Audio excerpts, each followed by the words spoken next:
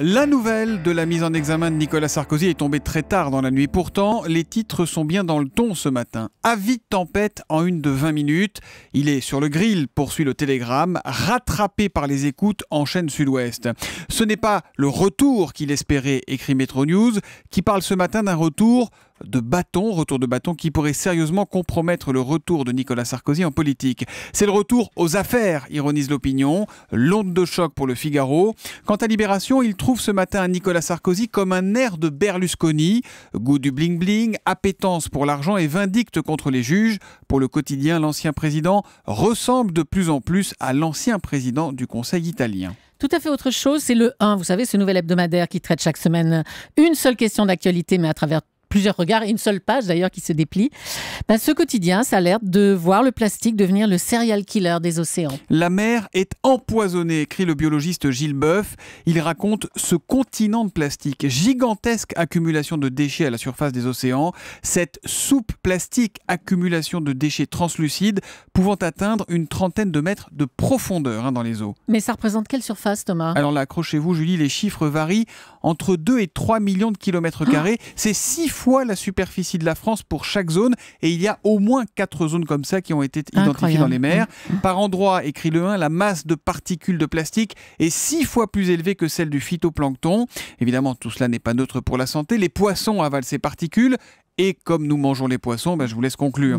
Alors avant de jeter un sac plastique, une bouteille ou un récipient à la mer cet été, songez que seuls 0,5% des matières plastiques sont biodégradables. Tout le reste tue ou nous tuera un jour. C'est un dossier passionnant et très complet à lire donc dans cet hebdomadaire qui s'appelle Le 1. Et puis le Parisien a retrouvé Harald Schumacher. C'est pas le pilote. Non, Harald Schumacher, c'est le gardien de l'équipe d'Allemagne de 82, la RFA à l'époque, l'homme qui avait refait la dentition de Patrick Battiston lors de la demi-finale contre la France. Il explique que ce match a marqué sa vie. Il revient aussi sur les faits. Au départ, je sors de ma surface, convaincu d'avoir le ballon. Si c'était à refaire, je le referais car j'étais certain de devancer Battiston, je ne pensais pas le heurter. Mais en le voyant allongé au sol, sans aucune réaction, j'ai vite compris qu'il s'était passé quelque chose de dramatique. Schumacher qui explique avoir ensuite vécu une longue traversée du désert. Des gardes du corps ont dû m'accompagner plusieurs semaines ainsi que mes enfants. J'ai reçu des menaces d'enlèvement de mes enfants par le biais de lettres anonymes. Ce n'est que du football. Europe 1, il est 7h-10. À la une des régions, l'actualité régionale vue par Marion Calais comme chaque matin. Marion, aujourd'hui, fin de cavale pour le violeur de Nancy. Oui, ce quadragénaire récidiviste avait sectionné son bracelet électronique le 12 juin dernier. Il était depuis activement recherché. On vous en avait parlé sur Europe 1. Eh bien, il a été arrêté hier sur la commune du Perthus, dans les Pyrénées-Orientales. Son interpellation est donc à la une de l'Est républicain pour la région de Nancy, évidemment, et de l'Indépendant pour les PO, qui revient sur sa cavale, au cours de laquelle l'homme présenté comme un dangereux violeur a été repéré d'abord à Perpignan, à un distributeur de billets, puis dans une université à Madrid.